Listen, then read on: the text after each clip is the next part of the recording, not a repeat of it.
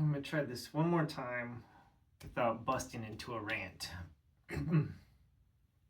This is my third attempt, and I've fallen into a tirade. So this is it. Whatever happens, happens. I'm not shooting this again. So this is review for Dark Tower 6, the Song of Susannah. At the end of the previous book, Wolves of the Kala, it was a cliffhanger. Susannah had gone off to have her demon baby, and she escaped through the door in the cave. So that's where we're at. So she ends up in 1999, New York City. We're in New York again. There are other worlds than these. We can see, I'm falling into a rant again.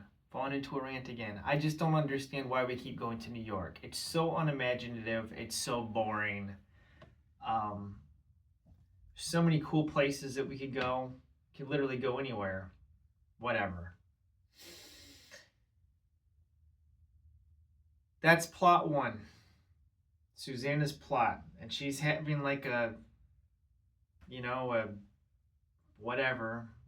Her mental personalities are arguing with each other and whatnot. Well, it turns out that what is this character's name? Mia's baby, because it's Mia's the personality that's pregnant, which I don't understand. Mia's like a demon personality, and I don't know. It's carrying, here we go. This is the revelation. Roland Duchesne's baby. And you go, what? How did that happen? Well, spoilers. Okay, spoilers. You don't want to get spoiled? Leave. Get out. So, in the very first book, The Gunslinger, when Roland engaged in coitus with the succubus, well, it took his seed, and then it shapeshifts, and then when it does the nasty with Susannah Detta Odetta in the Wastelands, which was book 3, it impregnates her. But somehow it's the Crimson King's baby too. I don't know. Whatever. Oh, and here's the name. They're going to name it Mordred. Yeah. Very original. Ripped that off of the Arthurian legend. King Arthur's bastard son, right? Okay. Because Roland is of the line of Arthur Eld, which is Midworld's version of King Arthur. You see, like, we're ripping off pieces of the Arthurian legend. We ripped off everything else. See, I'm ranting again.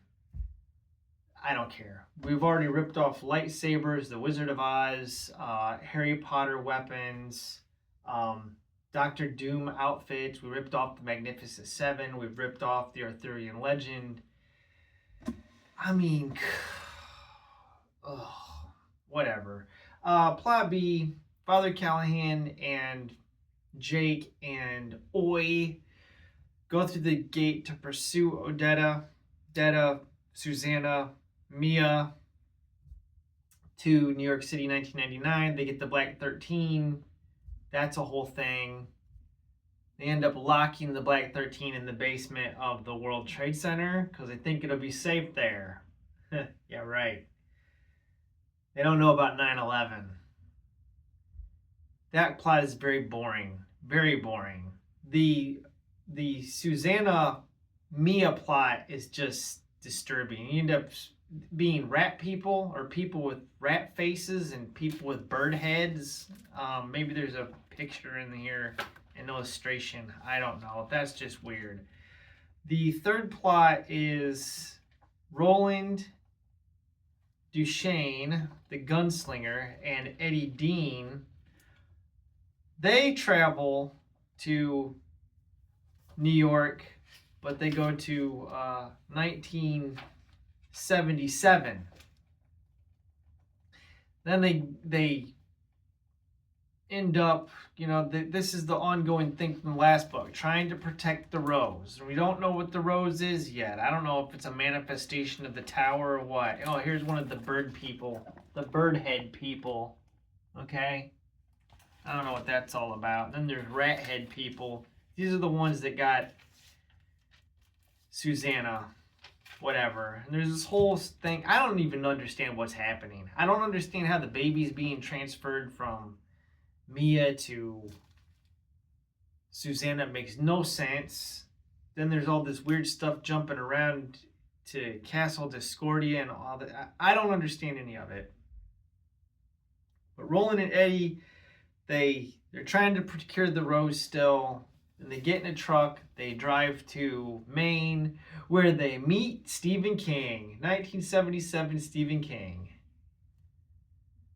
And Stephen King's like, I made you. And Roland's, yeah, fourth wall breaking. Like, they know that they're fictional characters, essentially.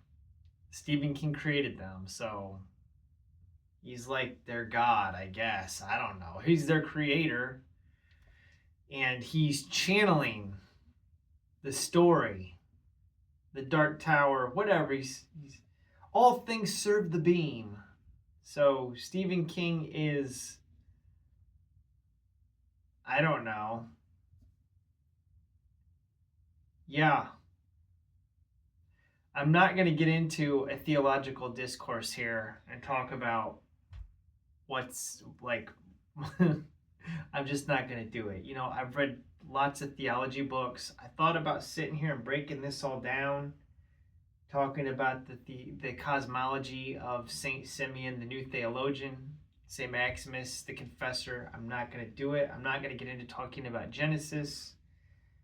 Maybe I'll do that later and talk about the tower. But it's just like the tower here,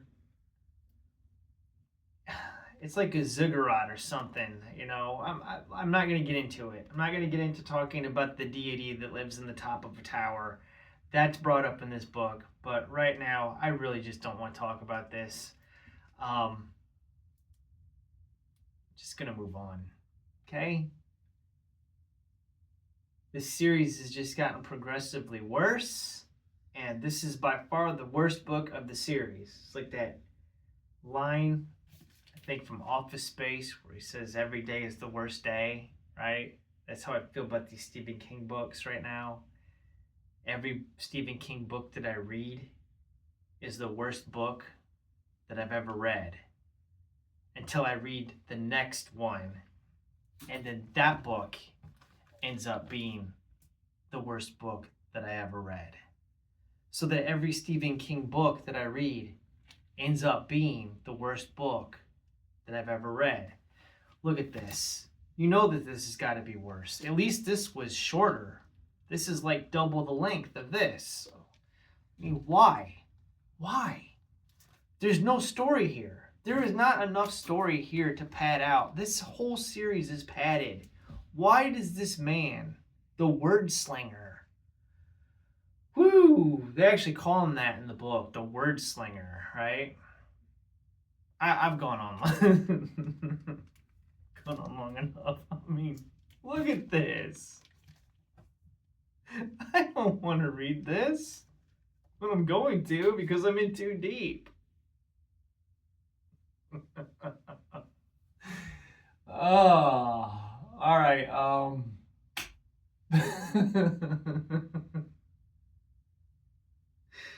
Ooh.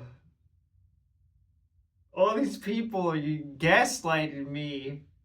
All you YouTubers, all you booktube people are gaslighting me, man. You're telling me that this series is great.